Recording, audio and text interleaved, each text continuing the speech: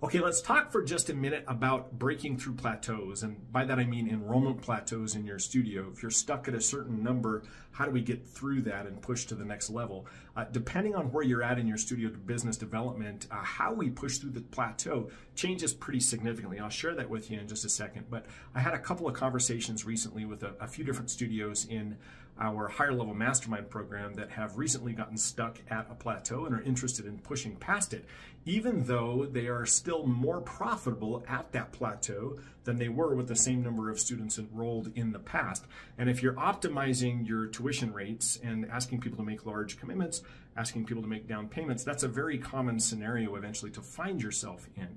But what I want you to take a look at, if you're stuck at a plateau, at an enrollment plateau in your own studio, is what percentage of your capacity is filled with students. Because depending on the percentage of the capacity that's filled, we need to respond to that plateau differently. Let me show you what I mean.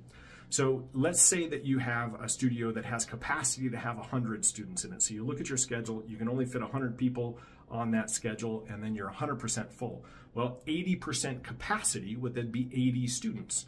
If you have a schedule on your studio's calendar that can accommodate 300 students, and you're at 240 students enrolled, that's 80% of your capacity. That 80% enrollment capacity number is a really important number to be paying attention to.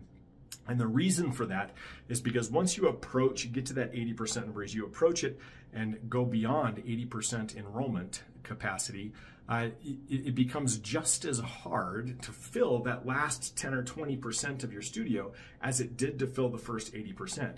So you think about how hard it is to get your studio 80% full of students. Well, to get that last 10 or 20% that you're trying to push to as your goal is going to be just as hard to do as that first 80%. Now, why that is, we'll save for a different video some other time. We'll talk a little bit about why those diminishing returns happen so significantly at that point. But just take my word for it for right now. I want you to look at that number and I want you to see, of the available spots on your schedule, what percentage of all of those available spots are full. Why? Well, number one is because if you're lower than 80%, if you have less than 80% of your total studio capacity full right now, there's a really good chance that the problem is the enrollment strategy itself.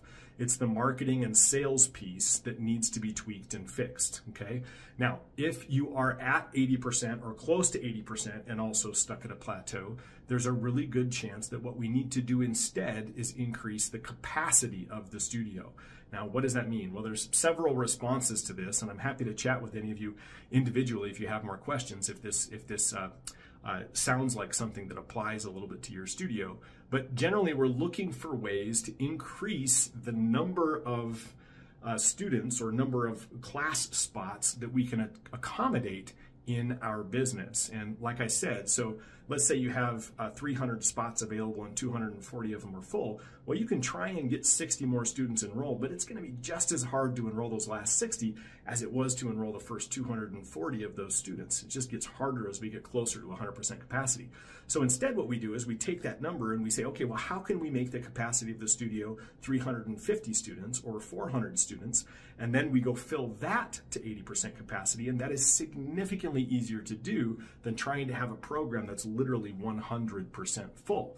Now, the other side of that is if you're nowhere near that 80% piece, increasing capacity probably isn't the answer.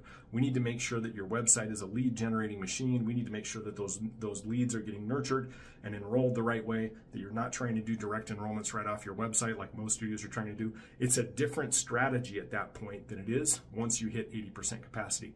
Now, once you hit 80% capacity, there are other ways to increase the capacity.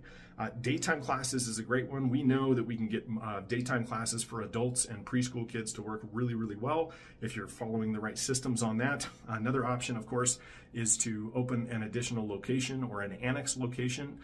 That can be a little bit of work and a little bit of investment, so you have to make sure that your average student value is dialed in if that's the answer that you'd like to do. That's my answer to this, is generally expanding my programs by opening additional and larger locations. So that's something that's worked really well for me. And another option for capacity, of course, is to increase the tuition rate. If you're at 80% capacity, you have some scarcity and you can increase tuition on all the new students coming in significantly. make sure that you're charging large down payments and convert to 12-month programs. That works very, very well at that point as well. Okay, hope all that was helpful, and please let me know if you have any questions. Happy to start the conversation.